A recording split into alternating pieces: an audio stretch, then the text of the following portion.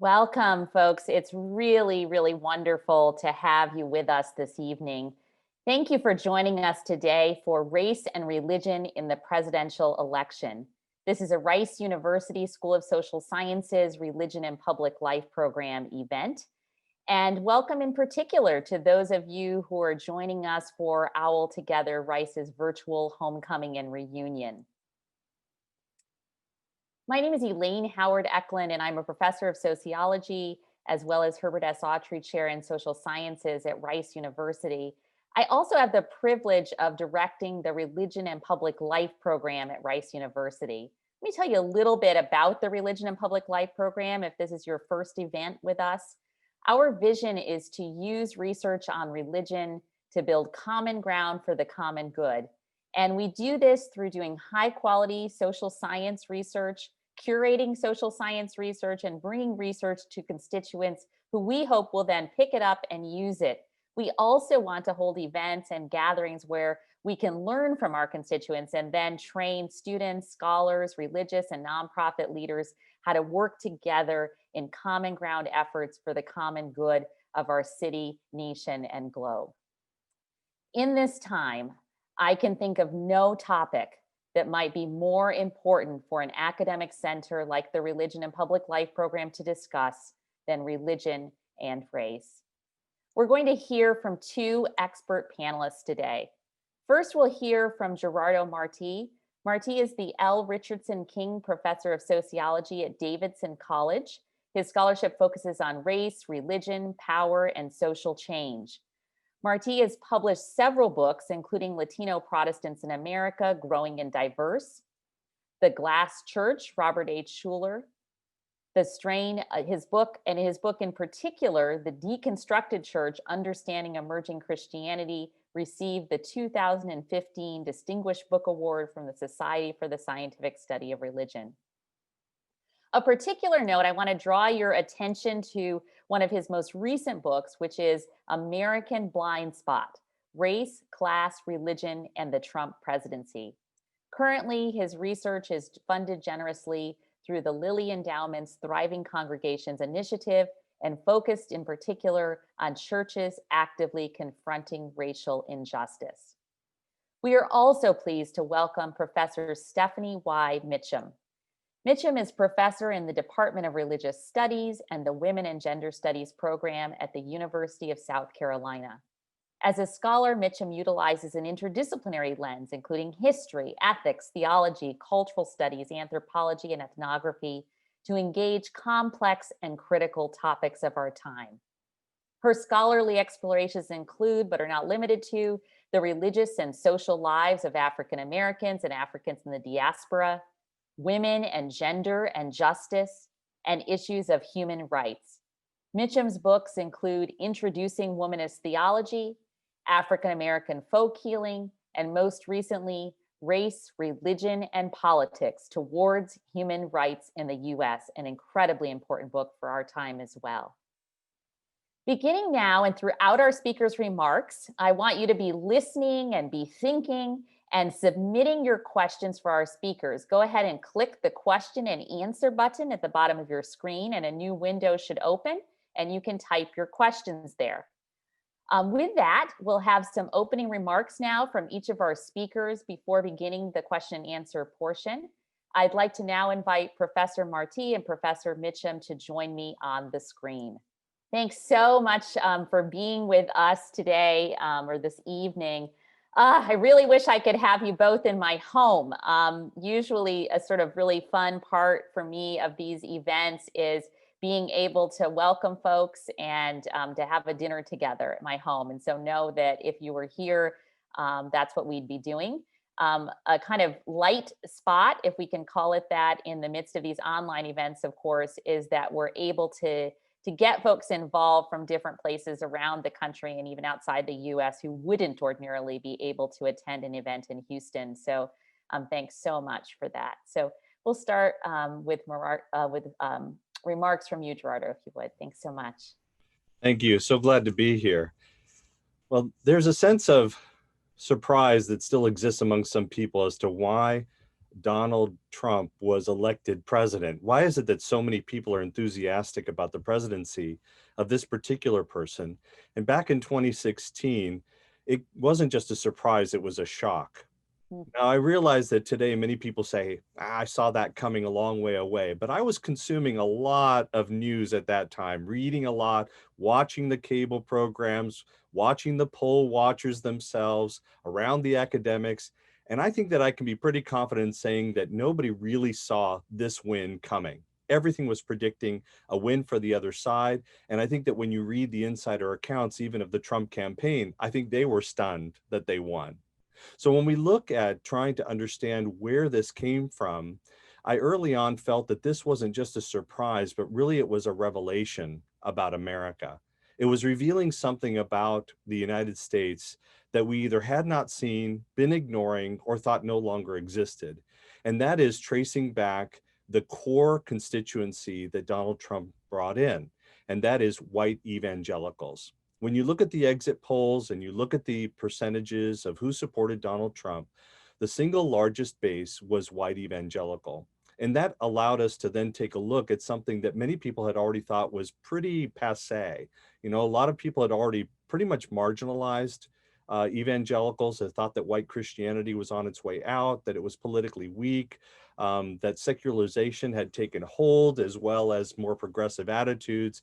And so why are we looking at this huge base of people who really came out and actively mobilized and then gave very soon full-throated support to President Trump? Well, in doing so, I also admit that I also was surprised and created a class called Race, Religion, and Donald Trump, an introductory level that allowed me to focus on the Trump presidency, but to say, okay, what is it that would help us to understand the deeper cultural, historical strains that allow us to see what is it that built up this base? And in order to do that, I found that I needed to go further back historically. It wasn't enough to just focus on Barack Obama and his presidency or Tea Party politics. It wasn't enough even to go back to Ronald Reagan. I felt like I needed to go much further back. And when I did that sort of historical tracing using the best available historical evidence that we have, a lot of very recent books that have been coming out as new archival work continues and new thoughts are being presented with what's going on and how are we to understand an uncovering of American history as we're coming to understand it. What I started to see is how much American history was actually oriented around the building up of a whiteness and about the way in which Christianity was also supporting a racialized form of Christianity, a Christianity that, as uncomfortable as it is one that's highly segregated and has a lot of favoritism towards people who are white. And that there was a marginalization that had been taking place throughout American history of people of color, not just African Americans, but also Native Americans, Asian Americans, and also the multi-generational Latino Americans, not just the recent immigrants, but people who have been here for a very long time, even before the United States was the United States. And when you look at all of those things, what you see is that there has been a very long effort that has privileged the building of wealth and the building of sort of an accommodation of what home life should be like, what our occupational life should be like, who's the smartest, the most civilized, who are the people who seem to exemplify the best qualities of what America is. And that centered around a certain form of white Christianity. And when you then add a layer of the way in which capitalism was also celebrated as a Christian good, that we were building a capitalist friendly Christianity, a Christianity that assumed that this economic system, one that was a libertarian bent, free enterprise, open market, stock market and asset wealth sort of favoring, was also seen as something that was inherently important to what it meant to be a true America. And so when you see the buildup of asset-based wealth that was also aligned with a libertarian sensitivity, which was then aligned with and co-opted with a Christianity that avoided big government interventions, wanted to have privatization, avoiding of taxation, a new conception of religious liberty, and to see all of that within the fights against civil rights legislation, affirmative action, things that may have been helping to build up historic injustices that have kept us asset-based wealth and economic opportunities from people of color, then what we see is that there's been a long history of developments that led to a feeling of angst and a real uncomfortable sense that white Christians and white evangelicals were being marginalized when they had always felt that America was for them, that it was based on a country that was established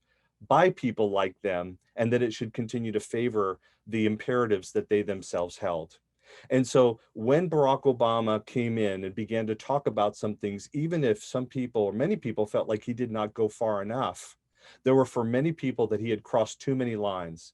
And as the demographics of the United States continue to diversify, and we are well on our way towards white Americans being a minority in America, it seems like there was a sort of panic button that was being hit.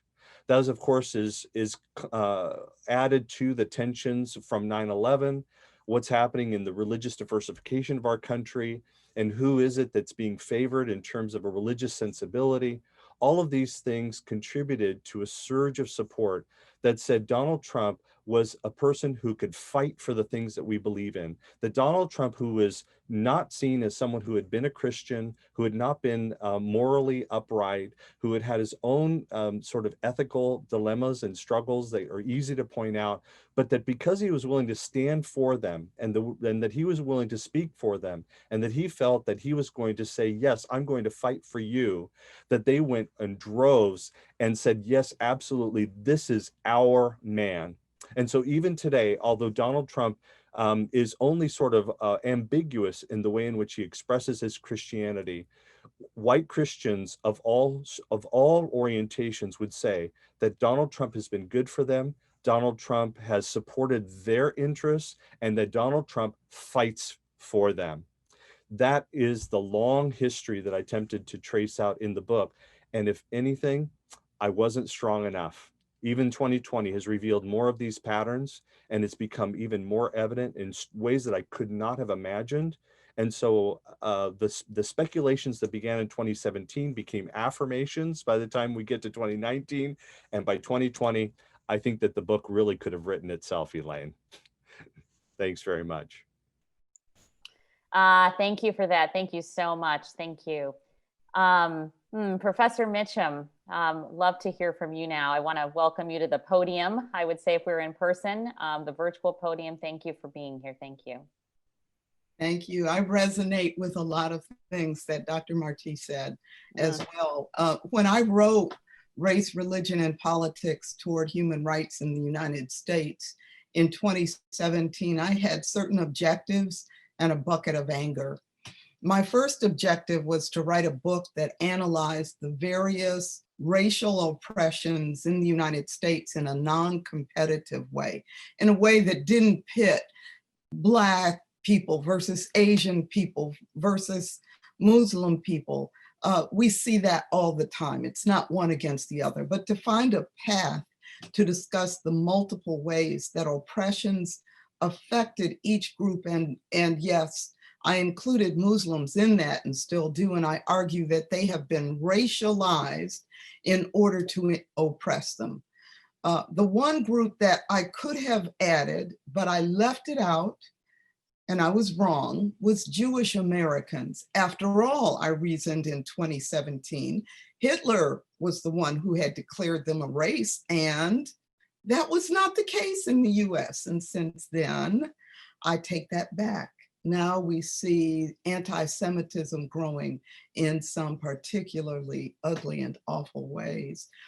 My second objective was to highlight that oppressions need to be addressed with human rights, not with legal tricks that are given momentarily and then taken back later.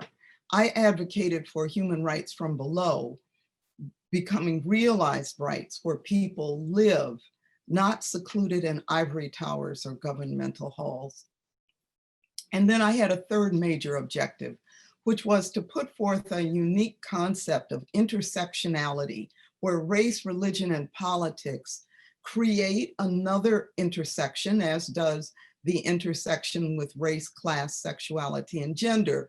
Both of them cast nets of oppression that keep some people out of power and keep others in.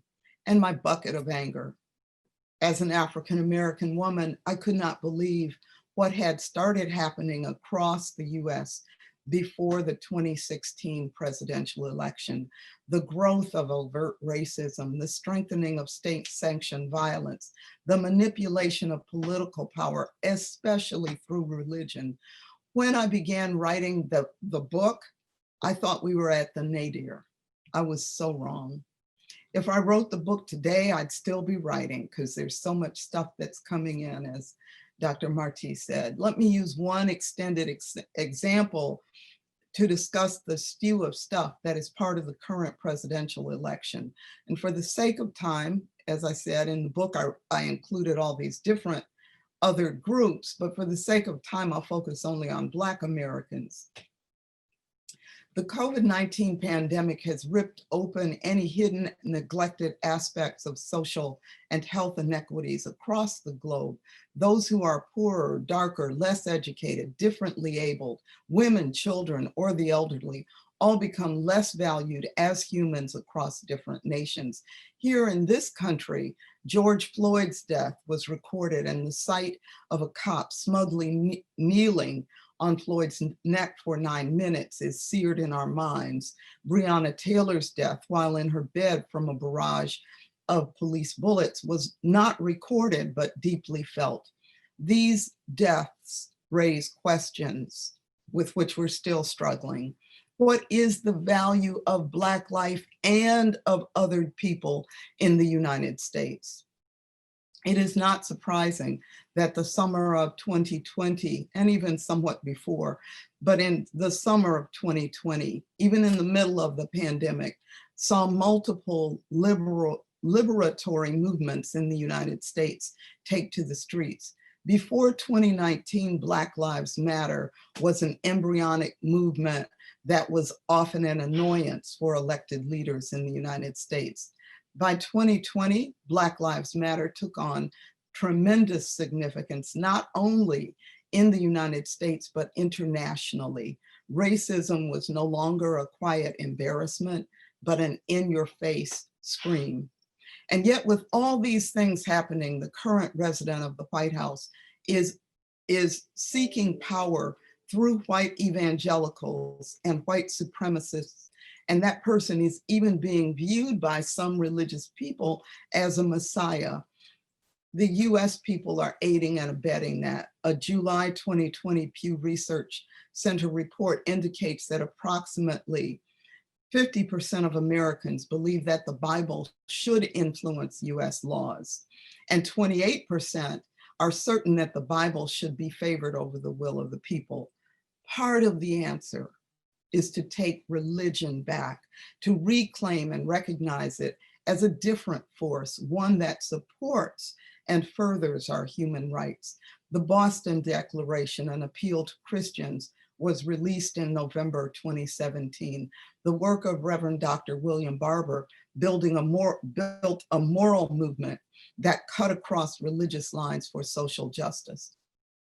The idea of rights, of neighbor helping neighbor, is incorporated in some form in most religions.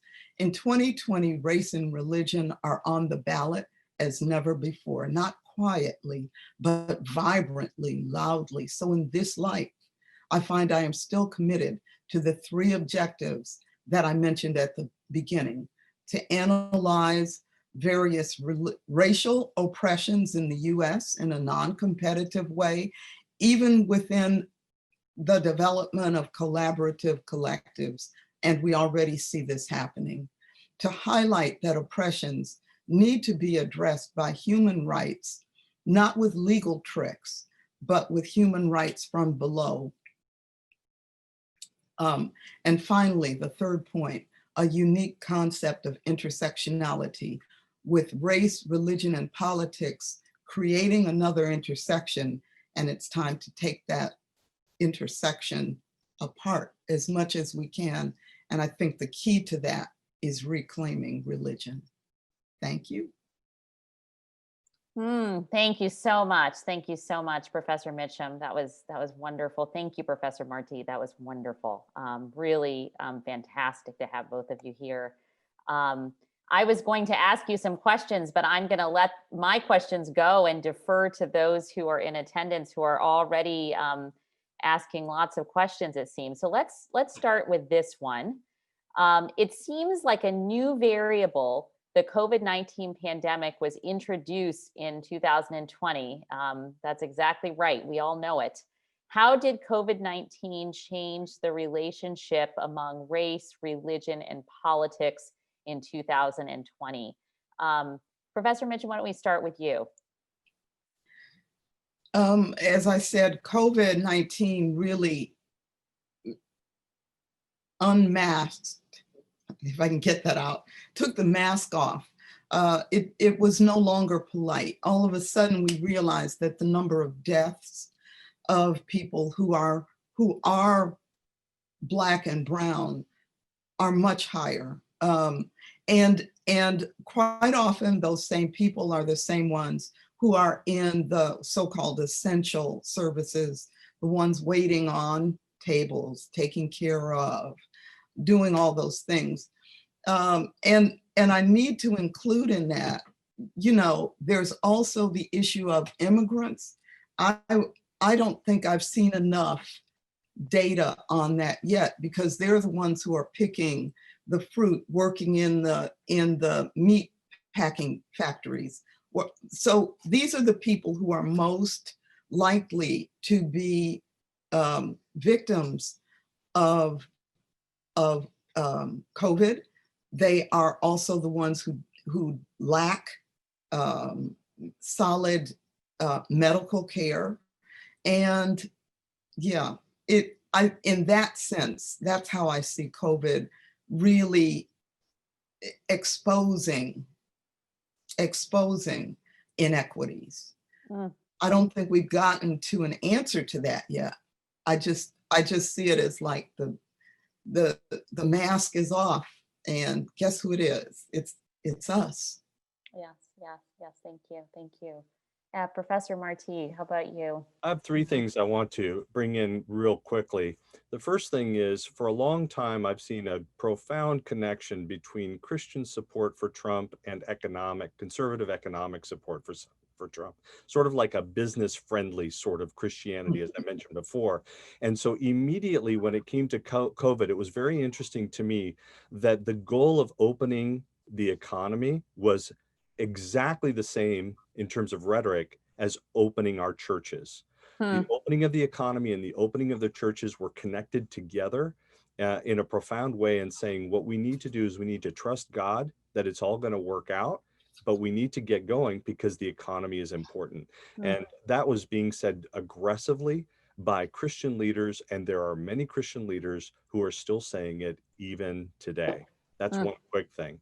The second thing is, it was very, very surprising to me that in light of the death of George Floyd, there were mass protests that broke out everywhere in America. And what is striking about that is people who we had seen as quite protective, attempting to follow all the social distance guidelines and make sure that they wore their mask. These are the same mothers, suburban mothers, who took their children to protest, to hold up a sign, because they said, this is terrible. We can't allow this to stand. And we have to make sure that we know that our community knows, that the world knows that we don't stand for this, that we have to have a different way of life.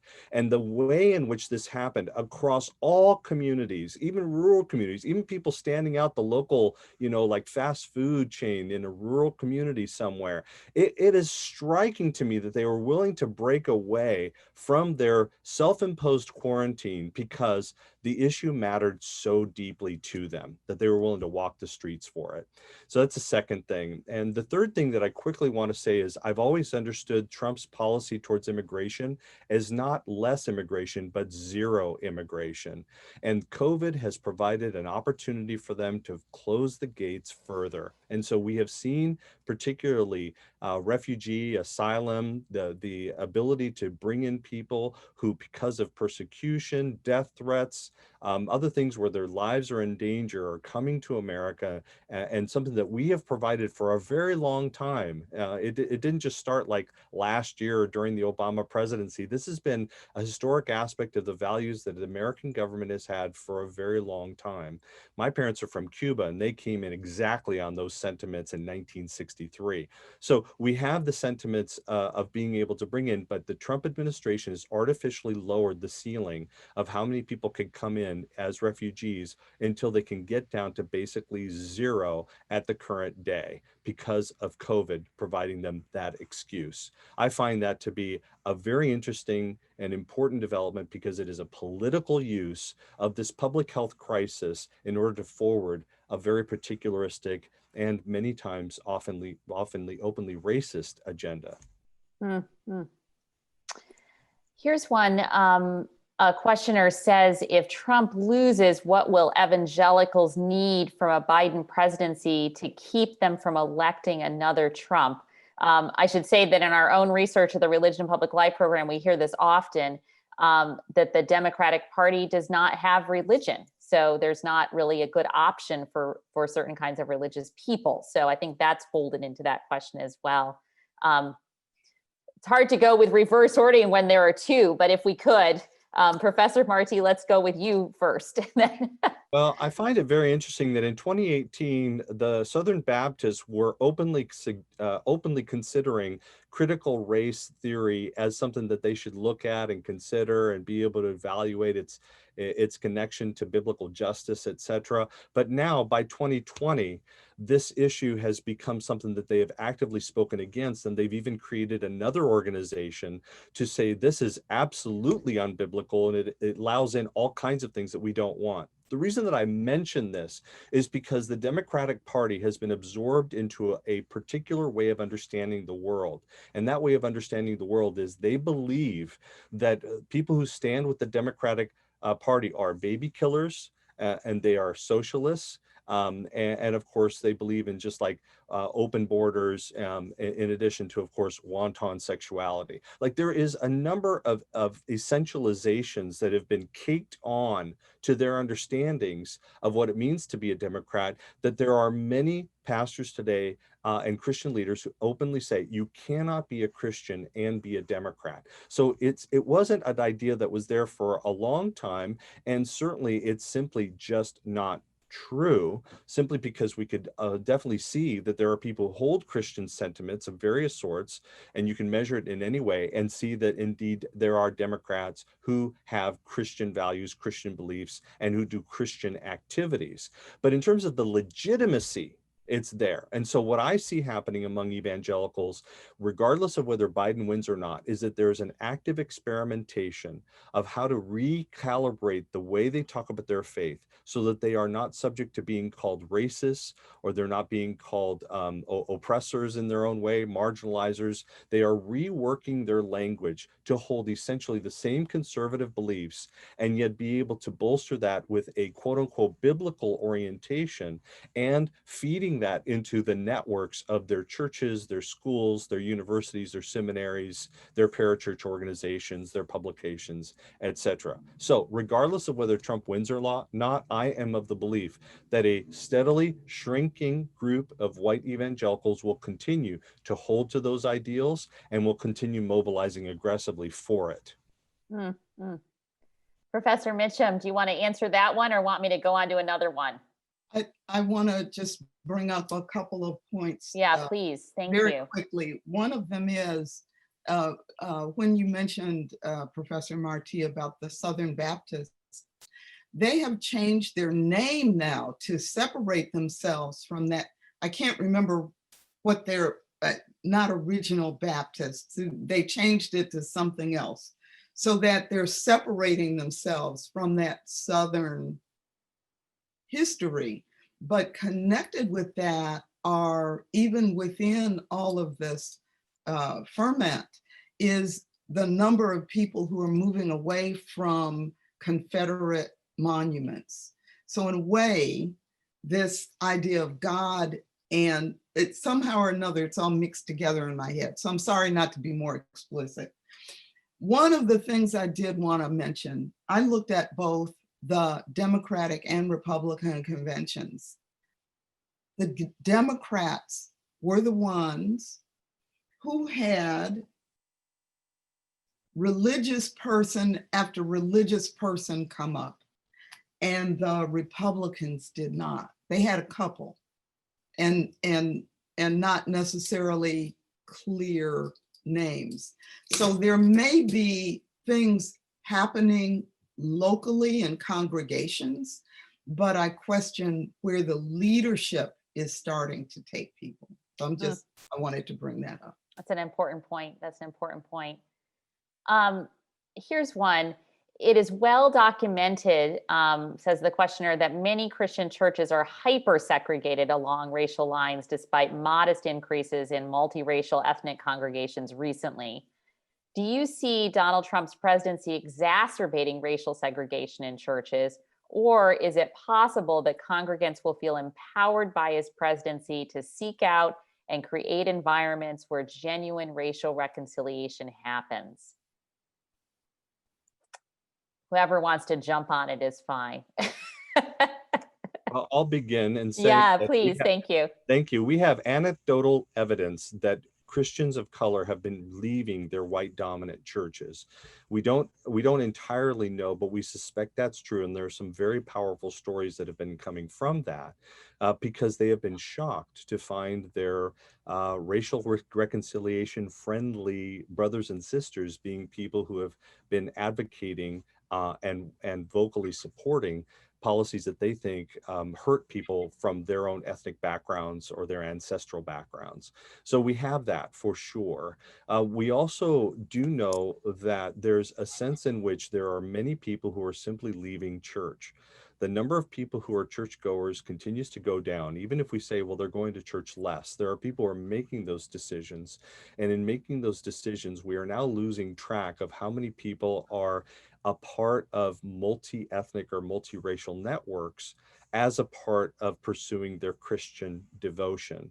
So we do have successes in some areas. Some churches are proudly diverse. Some people incorporate those things, but that doesn't necessarily tell us what they're doing in relation to politics. Some churches are very much trying to keep politics unstated, quiet, to avoid division, which is often affiliated with a more conservative orientation towards religion. And then there are those who are willing to establish sort of side ministries that allow for some political discussion of sorts.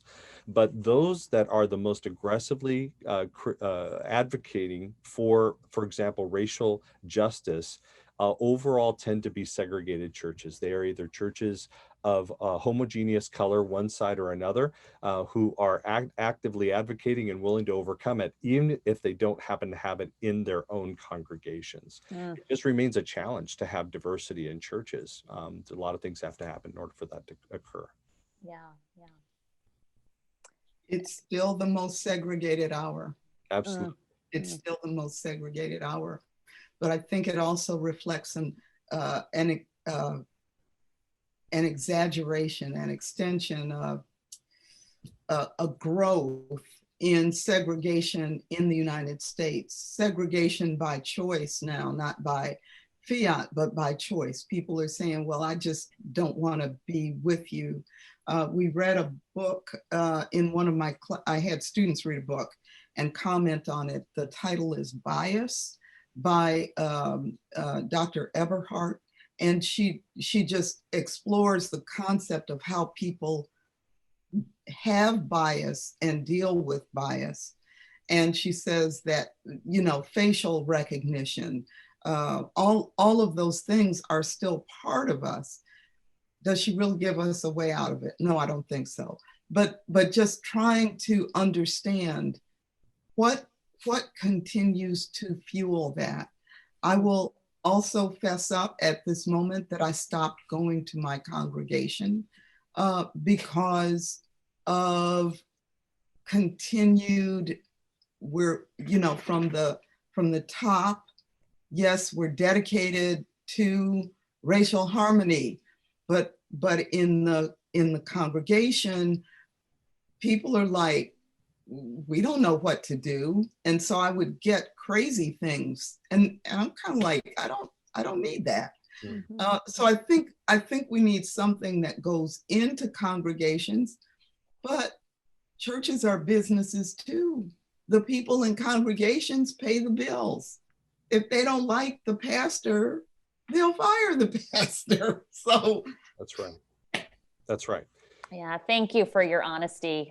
Thank you so much. Yeah, we need to hear that. Thank you. I'm wondering, this is the questioner, not me, although I am wondering this also, if you think the recent rise of militia movements, which certainly appear to be racialized, has anything to do with religion, whether in motivation or justification, and relatedly, what opportunities might there be for religious communities to speak to folks who are tempted to be part of these movements? Yeah, Gerardo, Professor Marti, do you want to take that one? yeah. An easy question. Well, I have been thinking about this a lot. So if you recall when there was the shooting of a Black man 7 times in Kenosha, Wisconsin, that the protest broke out there. And one of the things that happened was a 17-year-old with an AR assault rifle came and self-designated himself as a person to protect property, and then went out into the streets and shot 3 people, killing 2 of them. The next day, that brought out other people as a sort of a counter protest in support of this young man. And NPR interviewed a woman who was on the streets on behalf of him and said this: "We believe in God, we believe in Trump." So the militia movements are a part of a broader conceptualization of America as their home. America is perceived to be a white Christian nation, and that white Christian nation is under attack. And when you believe that something is your home and it needs to be protected, then that justifies violence for you to be able to protect your home. So the militia movements of all sorts are places that are willing to take up violence because they believe that they are ordained to do so on the basis of how they understand the history of America, what it's supposed to be, and who therefore qualifies as a true American. And the protection of private property, ever since the 1800s, has always been a white-oriented dynamic. This is very uncomfortable for people to hear because we have to remember that enslaved persons themselves were property. We need to remember that people were mortgaged. You had to make payments on them, or you could lend money on the basis of them. Enslaved persons, when they were freed, the only thing that the federal government thought of as financially compensating was not the Black labor that had never been paid for. It was the slave owners who were losing an asset. When we move then into the 1800s and we start to see the protection of private property, the reason why separate but equal became law is because of white owners who believed that their properties, their businesses, their hotels, their restaurants, they wanted to do whatever they wanted with it, and that they should not have Black people be a part of them. And that went all the way through the civil rights movements in the 1960s. And so what we have is every time we see the advocacy towards private property, there is, whether people realize it or not, a profound history of favoring the asset wealth of white people and ignoring the injustices that have been taking place, the exclusions of people of color. And it's interesting that they're playing out very differently in the riots today. They're playing out differently in the use of militia, but we see that the militias do have a racialized orientation. And I think that that's part of what we need to recognize in our history. This is why I wrote the book, is to really appreciate that we need a much longer period of history to appreciate the current crises. And then that allows us to be able to say what's really going on, not just a difference of opinion, but something that's been baked into the material structures of American society. So well put. Professor Mitchem, did you want to say anything in response to that? I thought that was perfect. And I had 2 things, almost questions for myself. One is, that the Klan stresses its Christian roots. Yeah. It is often identified as the KKK Christian Knights. And so they're underlining what you said. But even as you were speaking, Professor, I was remembering the young white man in Charleston who went into a church and prayed with Black people before he killed them. And so that has never made sense to me. Yeah, that has never made sense to me. But it underlines exactly what you're saying.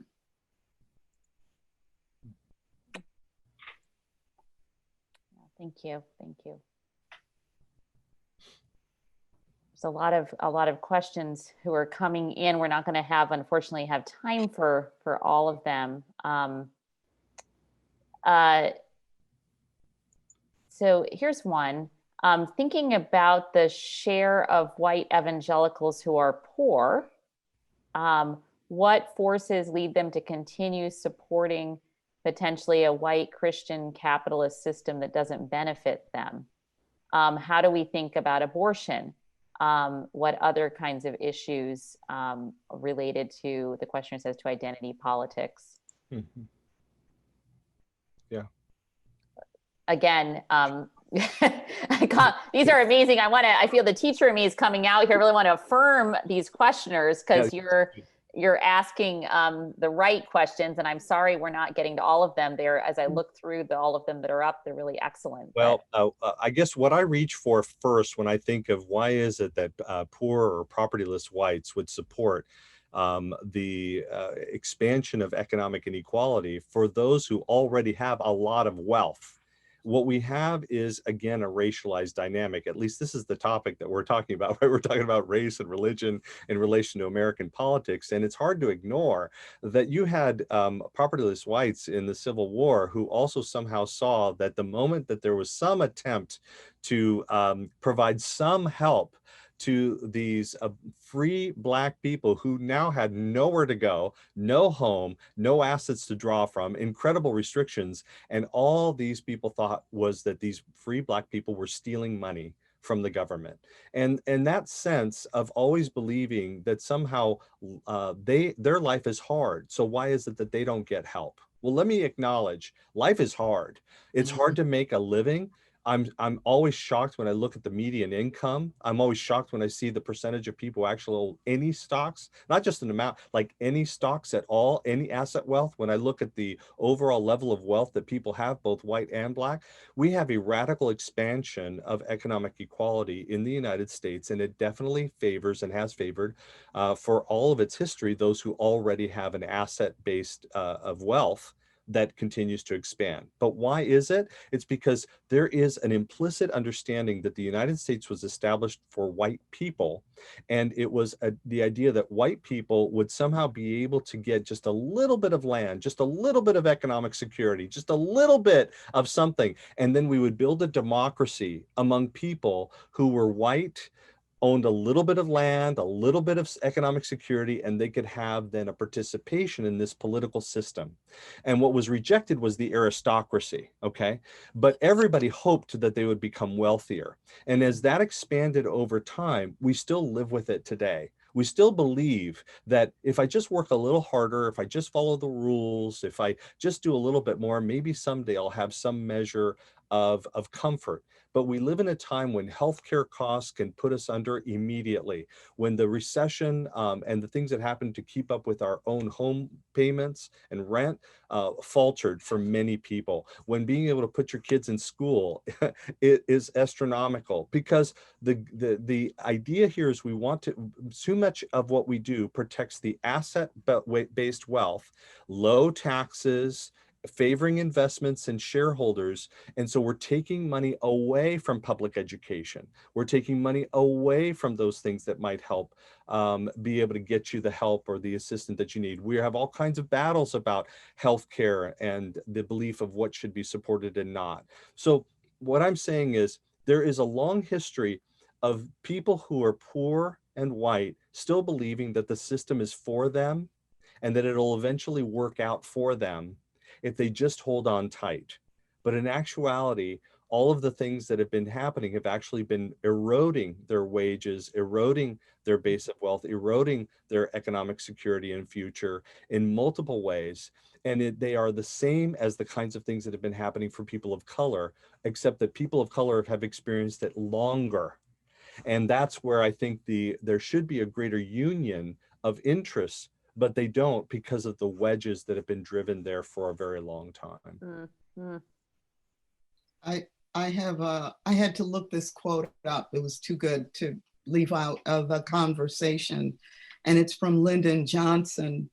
And he supposedly said, if you can convince the lowest white man he's better than the best colored man, he won't notice you're picking his pocket. Hell, give him somebody to look down on and he'll empty his pockets for you. So it's the idea that the exactly what you're saying, that lie of superiority, and it's a lie. It's promoted and it has been promoted in order to demonstrate that we can keep people separated. We aren't making these decisions, we're exposing them. But Johnson said it very well when he just said, you know, it's like this because of that. I saw interviews on television of a little town in West Virginia where everybody was saying that they're going to vote for the current president because, you know, they don't even know the other guy's name. And I kept looking at them. None of the people that they were interviewing had teeth. All their front teeth were gone. And so it's this idea of, if you can convince the lowest white man he's better than the best colored man, he won't notice you're picking his pocket. Yeah. Yeah, there's a long persuasive argument about the wages of whiteness. And of course, one of the most famous was W.B. Du Bois in his book on Black Reconstruction. So I guess it's part to understand that it isn't something that's new, and it's not something that we've invented recently, or certainly not to speak out in some way against the policies of and the surrogates of the Trump presidency. This is something that we have had embedded in American society and that observers have been watching for a very, very long time. We're just seeing new manifestations of it, and those manifestations become pretty fascinating. Now, when we talk about abortion, which was mentioned in your question, the abortion is an entirely new and interesting subject because we've now settled on new definitions of human life based on medical advances.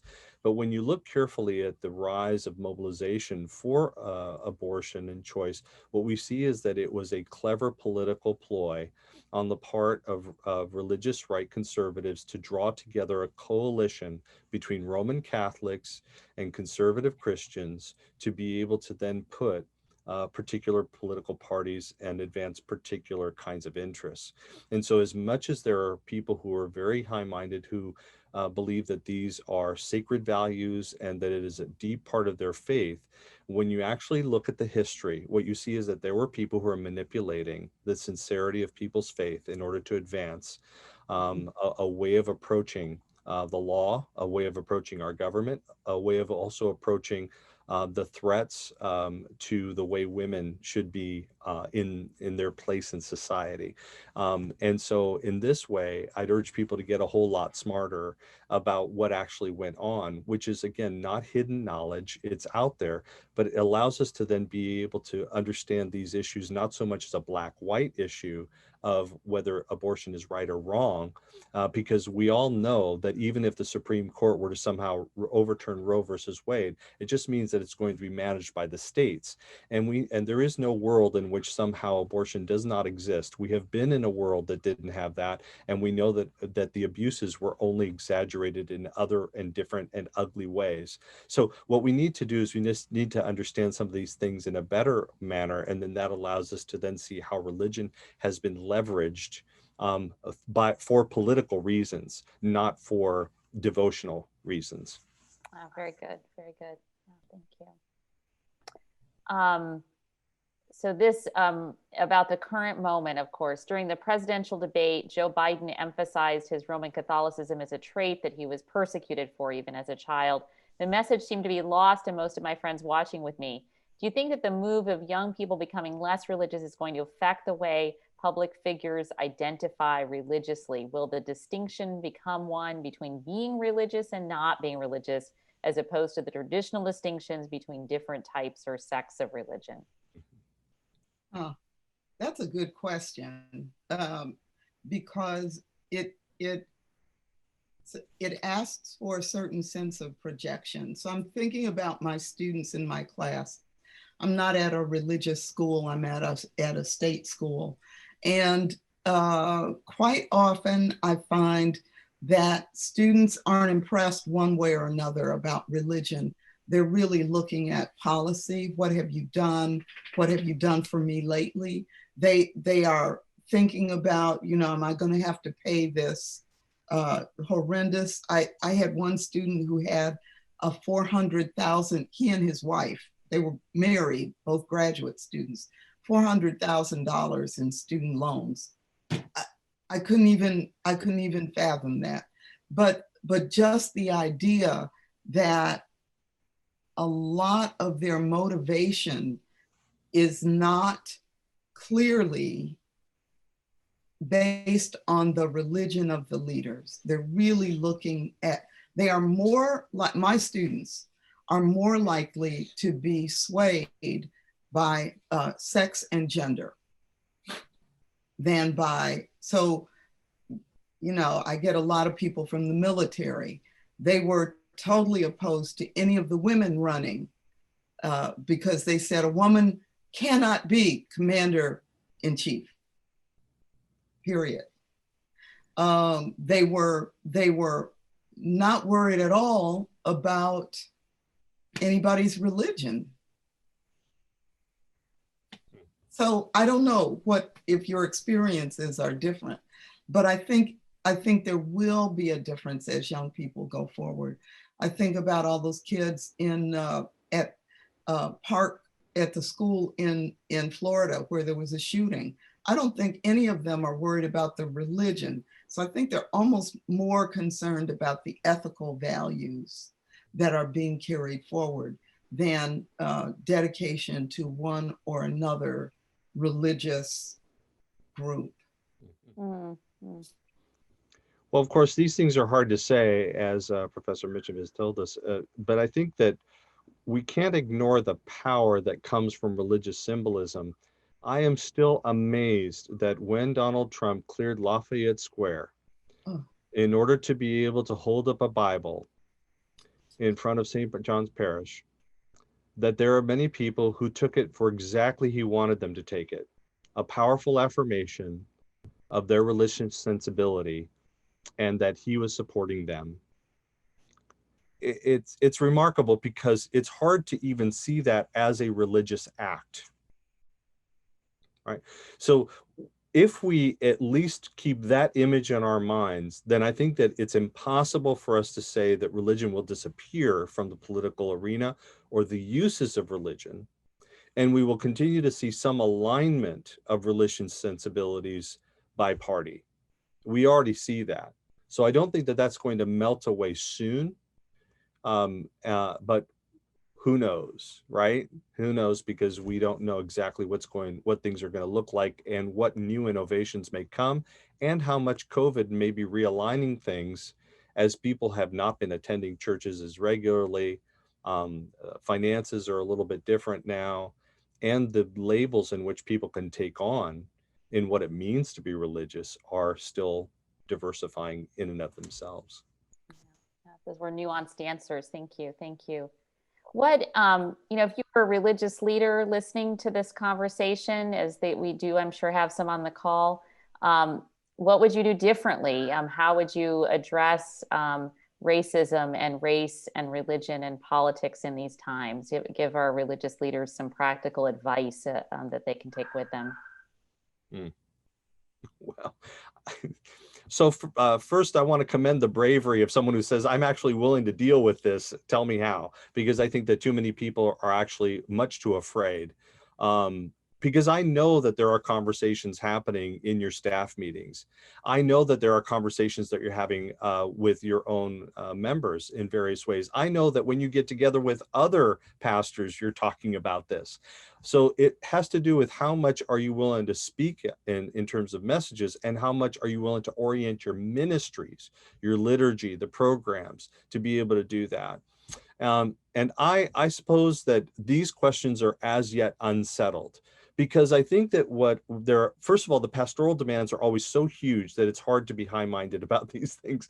But I think that it requires a sustained effort for us to be a lot more open and honest about where people are coming from, and to be able to be a lot more constructive about the kind of history, understanding, orientation we have. It is just too easy and too tempting to take verses from your sacred book and align it with the political policies that you think are best. And that temptation is not lost on me. But there is a better effort that we can make at, instead of pushing for something or finding the convenient point or getting the easy amens, whatever that may be in your context, to really be able to pursue a new task of true education, to pursue a new task that is willing to bring in outside experts that may not say things in the way people are used to bring in people who are willing to talk through things on the local, state, and federal level, so that people are actually coming to appreciate the bigger picture of things and not just what they hear from their neighbors, or even from some news media who are less than scrupulous in how they present information, since their goal is really more entertainment and viewership than it is on education or some form of growing in a person's faith. So yes, I believe that there is a different task for us to pursue a political theology that is a responsible political theology. But what that looks like, I'm not sure that any one person quite knows. And now's a time to experiment.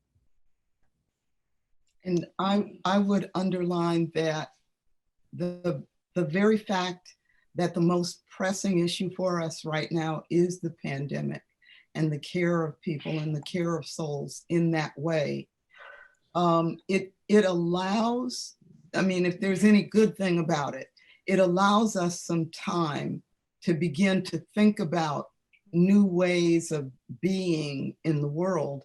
And so any leaders in congregations who really want to wrestle with this is a good time for your leadership team to have these conversations privately. Again, I do believe in this idea of human rights from below. I'm going to also say ministry from below.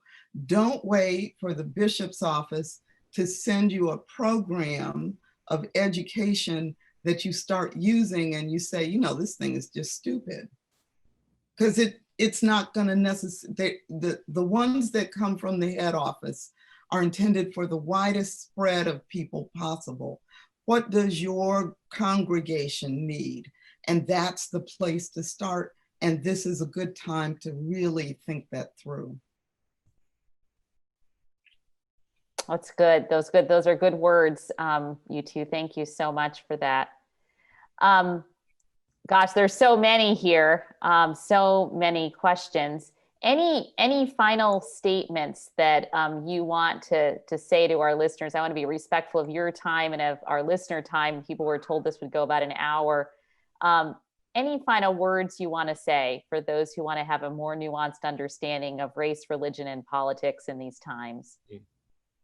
Well, I will say that I have become more and more of a historian, and that's by choice. Nobody makes me do it.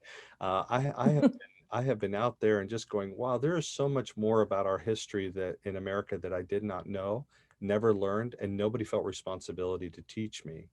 And I can assure you that what's been going on in getting us to where we are here has a lot of depth and dynamic, and that most of us simply do not get the education that we really deserve when it comes to understanding race in America. Now, for me, race in America is more than just Black History Month. It's more than just even paying attention to Black people. It is really to understand how is it that we came to be a white dominant, white oriented society, and where does that leave in terms of the place for other people, and what is immigration besides the political talk points of the day, because all of these have gone into how we then understand religion. The original nativist movement in America was against Roman Catholics. Now we see it as a racialized dynamic. And so being able to understand the intertwining of these things becomes important. It will take patience. And even if you're a slow reader, I would encourage you to try to find those sections to be able to pursue more depth, and you will be surprised at how much will start to make sense to you. And then when you'll be able to be better able to approach these issues in a constructive way. Yeah. Thank you. Thank you. Yeah, to sort of slow learning, which it doesn't seem like we have space for that right now, but it's so incredibly important, isn't it? Yeah. Professor Mitchem, anything you want to say to our listeners? I want to thank you all for coming. I want to thank you all for wrestling with this. I want to thank you all for thinking about this and for even saying, oh, this looks like a good thing to go to, because this is, sometimes it makes us uncomfortable. And so as my students have said, okay, I'm uncomfortable. This must be a good thing. Mm-hmm. And so I thank you for coming, and I thank you for attending to this. And it's because of you that I think that there will be a difference in the future, because you are wrestling with it. Yeah. Thank you to both of you. Thank you to our listeners. Thank you to both of you for the really important public scholarly roles that both of you occupy, and just all that you bring to the academic world and far beyond the academic world. So thank you for being here with us. Really appreciate both of you very much. All righty, bye-bye. And be well, everyone who's listening, be well.